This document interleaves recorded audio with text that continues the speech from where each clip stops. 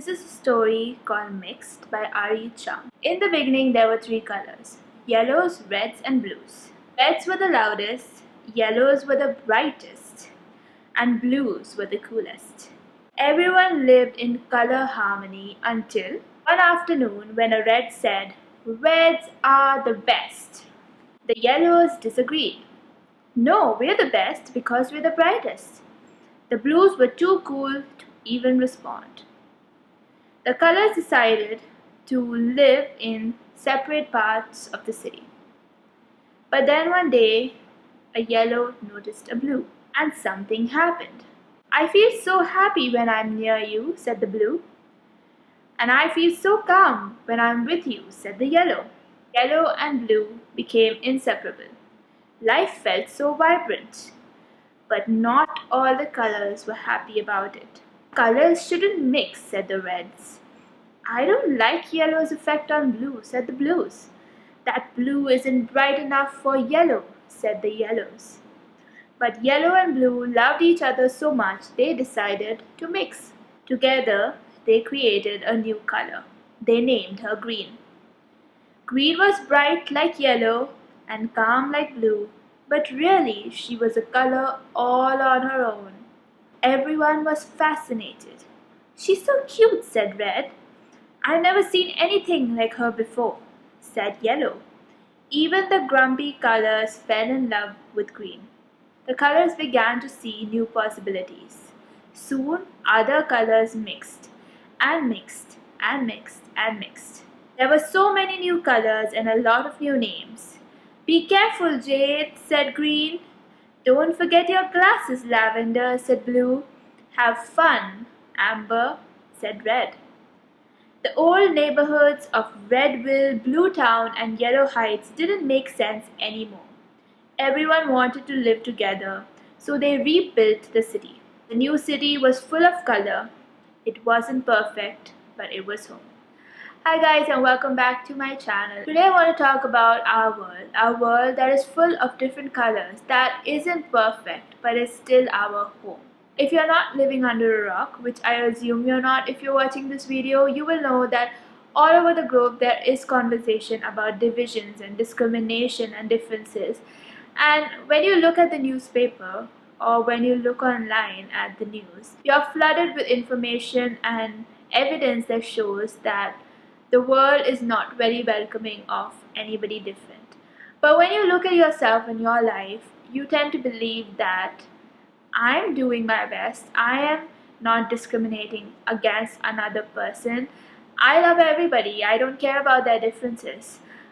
But my question to you is, if you as an individual believe that you don't discriminate, if you as an individual believe that you don't care about people's differences, if you believe that there are others around you who behave the same way or feel the same way, then why is it that our world is still struggling under the weight of difference? Why is it that our world is still struggling under the weight of boundaries and barriers and walls? I'm not saying it's your fault, I'm not saying it's my fault, I'm not saying it's one person's fault, but I am saying that we as members of this human society need to look inward and look at ourselves and see if we are doing our absolute best to ensure that anybody and everybody who is around us who might not fit into a little box that we place them in are still welcomed, are still loved, and are still allowed to thrive in our society. I believe we need to accept the fact that no two people are alike, that every single person on this earth is different, and no matter what we think of them, no matter what we believe, no matter what they believe, we're still human, we're still people, and if we don't love each other, then who will? We box people up into these easy compartments, and we not only box other people, we box ourselves. And when we are put into a situation, we tend to gravitate towards people who are similar to us, which is very natural to do. But what happens then is also, we're not only boxing ourselves in, we are also boxing others out of it. And so it's time, I think, to break those boxes. We're too layered as humans to even be put into boxes, because it doesn't matter where we come from, it doesn't matter where we're headed. It's who we are right now that matters. And if you can bring in yourself that love towards a person right now in this moment, I think that will be a massive change for you as an individual, for that person, also for humanity as a whole. This video is for normal people like you and me, who don't really discriminate against others intentionally, nor do we hate anybody, but we also don't do the opposite. We don't love people with all our hearts just because they're a little different from us. And that is something I believe needs to change. First thing that I believe we all should do for everyone is respect people. And the first thing that's in your mind is, oh, I respect people. But I'm not talking about your boss. I'm not talking about your parents. I'm not talking about your grandparents. I'm talking about someone who can give you nothing in return, even if you respect them. Any and every human being deserves our respect. We enter situations, we enter rooms with a lot of preconceived notions. Like, we are human, we have prejudices. So when we step into a situation thinking that we should be respectful of others, thinking that we should accept their differences, thinking that no matter how they behave, that we are going to behave in a certain way, that's our preconceived notion. That's what we decide and come into a situation with. And that's when we can actually act on it, because it doesn't matter how they behave, it doesn't matter what they say. Finally, it's not based on what they say, but what we have decided. It also means that we need to learn how to deal with the fact that not everybody is going to think the same way as we do. The minute we decide that everybody is supposed to think the way we do and is supposed to see life the way we do, we immediately put ourselves on the defensive. And whenever somebody says something that is the complete opposite of what we believe, we start defending ourselves and we stop respecting the other person. We start getting angry with the other person. We start getting upset with the other person.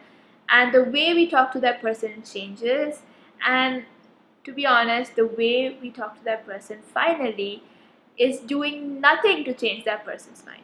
I always tell people that when you communicate to others, you have to communicate in a way that they understand, not in the way that you think you should communicate, because at the end of the day, the message should go across. And so shouting and yelling and doing things your way is not going to help the situation at all. The only thing that it's going to do is going to frustrate you and frustrate the other person. And it's not really showing respect, because you're not taking the time to actually listen to what that other person has to say.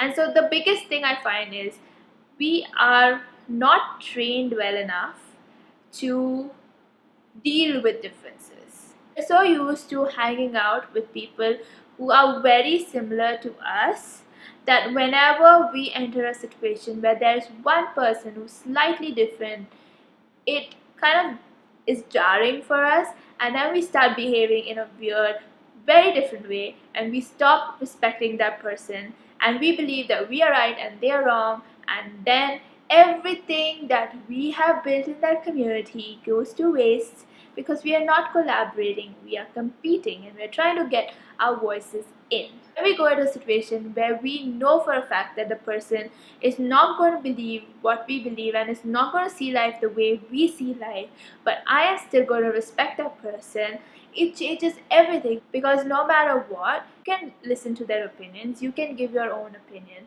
but you are still respectful of each other. I'm not saying you have to turn your principles upside down or you have to give up the way you are thinking, but you have to learn to respect the other person. It's as simple as that. And I think that respect also comes from interacting with people who might be a little different from us. I think because we are people who, as I said before, gravitate towards certain kinds of people. So a yellow will gravitate towards a yellow, or a red will gravitate towards a red. We are so used to being in the company of the reds. But what happens if a blue walks in? You are not equipped to deal with the blue, because you've been with the reds all your life. And I think for that reason, it's always important to interact with people who might be different from you, who might have different backgrounds, who might be from a different place, who might have different experiences in life, and that broadens you as an individual. So if you're a yellow, you can still hang out with a blue, you can still hang out with a red, you can still hang out with a yellow, because diversity is so wonderful, it's so amazing. Just being with the same kind of people kind of makes you very narrow-minded. It also gives you no exposure to what's happening in the world because you're only stuck in your bubble and you don't go out of it and you don't let anybody in it. So spending time with those people, reading books that are written by different people, watching videos by different people with different experiences broadens up your mind and equips you to be able to handle a situation where you are with a person who's completely different from you. And that knowledge of the fact that that person grew up in a completely different country with a completely different set of belief systems and experiences, and you still connect on that basic human trait, that is amazing. That is just something that I love. That connection is something that I enjoy, and that connection is something that as humans we enjoy. It's not only me, it's everybody. Just ask anybody, when you can connect with another human based on one small thing, it's beautiful to connect with them. And you won't find that connection if you're sitting in your houses with only the people you think fit into your community, who fit into your bubble. So sometimes it's good to widen our horizons, spend time with people who are different from us, interact with them, be open, just absorb as much as you can from humanity. And I think this world will be a better place. And the last thing I want to talk about is be the bigger person. All of us, as I said, have preconceived notions and we believe that things should be a certain way. This should be like this. This should have been like this. This person should have understood me. This person could have done this. And we have all these ideas in our mind, and life is not ideal, people are not ideal. We need to accept that. And the minute we accept that, we become the bigger person, because we can go through life fighting for the way we think things should be. It will just waste our energy and our time and our voice and our mental capacity and our intellect and everything that makes us a human. We will have nothing left to give to our creative side, to our spiritual side, to our life's purpose, because we are just fighting with people and trying to explain to them how things should be according to us. People are different. People are so diverse. People react to things in different ways. It's just science, it's DNA. You cannot expect two people to be the same way. The minute we realize that that person is an individual, that person has their own opinions, that person has an individual way of seeing things, and I cannot change that. I can suggest something, I can recommend something, I can guide somebody, but finally it is their choice. The moment you accept that, you will be so peaceful. So if you're someone who is bemoaning the state of our nation, is bemoaning the state of the world, I would like you to think, take your time and think about, firstly, whether you're being respectful to everyone, accepting their differences, accepting their individuality. Secondly, are you interacting with different people? Are you being open-minded? Are you exposing yourself to different thought? And thirdly, are you being the bigger person? Because sometimes, or many times, not everybody is nice to you. Not everybody is going to be respectful. Not everybody is going to be loving. That is the goal, but it's not going to happen overnight. But you, if you're watching this video, need to take the first step. Because for some reason, you clicked on this video. For some reason, you watched through this whole video and you internalize what I had to say, and you realize that maybe, just maybe, there is something more that you can do to love others. There is something more that you can do to break down those barriers and boundaries around you so that you can love and love and love. Thank you for watching this video. If you like this video, please click on the like button and click on the subscribe button and the bell icon right next to it so that you get notifications of my new videos.